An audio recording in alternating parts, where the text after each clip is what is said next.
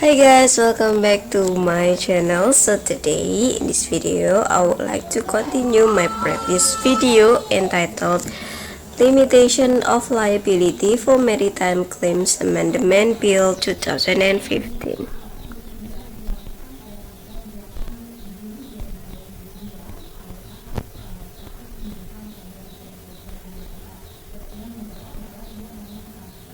Commonwealth response. One effect of the limitation decree was that the Commonwealth government identified a need for a higher level of compensation to be paid. Given the gap between the limitation amount and the overall cost of the cleanup, it was recognized that the liability limits as provided for in Convention on Limitation of Liability for Maritime Claims were insufficient to address incidents of this magnitude. In order to bridge the funding gap from 1 April 2010, the amount of the shipping levy collected under the Protections of the Sea or Shipping Levy Act 1981 was increased from 10.11.25 cents to 14.25 cents per net registered ton. The increased amount of the shipping levy was directed to the Queensland government to defray its cleanup cost.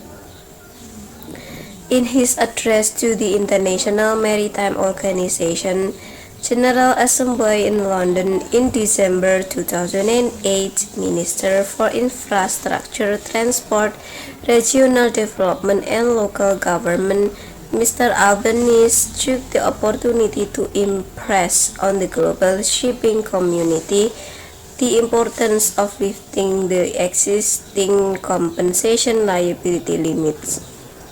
The Australian delegation to the Legal Committee of the International Maritime Organization put forward resolution to this effect over a number of sessions of Legal Committee in April 2012. Resolution was adopted by Legal Committee on 19 April 2012. Arising from the resolution are new limits which will enter into force on 8 June 2015. That is 36 months from the date of notification of the adoption under the tacit acceptance procedure. The bill operates so that the new limits will be part of Australian law from that date. The limits have increased by approximately 50%. In the context of the Pacific Adventurers Bill, had the new limits been in place, the level of liability would have been about $26 million rather than $17 million.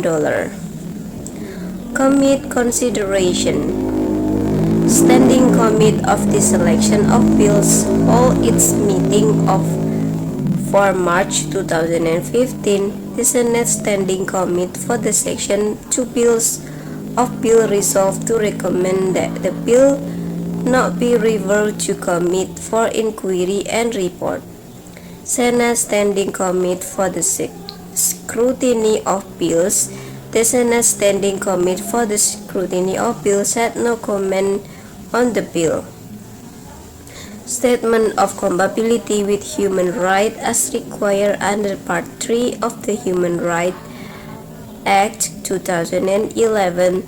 The government has assessed the bill's compatibility with the human rights and freedom recognized or declared in the international instrument listed in Section 3 of the Act. The government considers that the bill is compatible. The Parliamentary Joint Committee on Human Rights considers that the bill does not raise human rights concerns. Policy positions of non-government parties or independent. At the time of reading the bill's text, neither members of non-government parties nor dependents had commented on the bill. position of major interest groups. At the time of writing these bills, no stakeholders' comment had been identified. Financial implication. The bill does not give rise to any cost on the Commonwealth. There is likely to be an increase in costs for shipping companies. However, according to the explanatory memorandum, this will be manageable because liability limits support the commercial viability of insurance to cover their risk. Insurance for the global shipping industry is organized through insurance pools, whereby premiums respond to calls on those insurance pools, rather than fluctuating as a direct result of increases in liability limits. Premiums will increase in the aftermath of a significant incident, but shipping companies advise that channeling liability through a global CAPS can support the viability of insurance and the polluter pays principle. Key issues and provision. Item 1 of the bill repeals and replaces the definition of convention in subsection 3 of the Limitation of Liability for Maritime Claims Act to update the drafting so that the Convention on Limitation of Liability for Maritime Claim 1976, done at London on 19 November 1976 as amended by the 1996 Protocol has force of law in Australia. Item 2 of the bill insert the definition of the 1996 Protocol into subsection 3, Part 1 of the Limitation of Liability for Maritime Claims Act. The definition reflects as the amendment made by Resolution LEG 5 Part 99 in 19 April 2012 to the liability limits. Item 3 of the bill insert the text of resolution as Schedule 2 to the Limitation of Liability for Maritime Claims Act. Members, senators, and parliamentary staff can obtain further information from the Parliamentary Library on 02-6277-2500. 1. Limitation of Liability for Maritime Claims Act. Convention on Limitation of Liability for Maritime Claims 1976 as affected by the 1996 Protocol to amend the convention done at London and on 2 May 1996, 2004 ATS 16, entered into force 30 May 2004.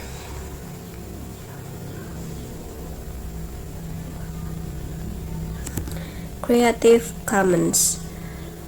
With the exceptions of the Commonwealth Coat of Arms, and to extend that copyright subsists in a third party, this publication, its logo, and its front page design are licensed under a Creative Commons Attribution Non-Commercial No-Derived 3.0 Australia license. In a sense, you are free to copy and communicate this work in current from all commercial purposes, as long as you attribute the work to the author and abide by the other license terms. The work cannot be adapted or modified in any way.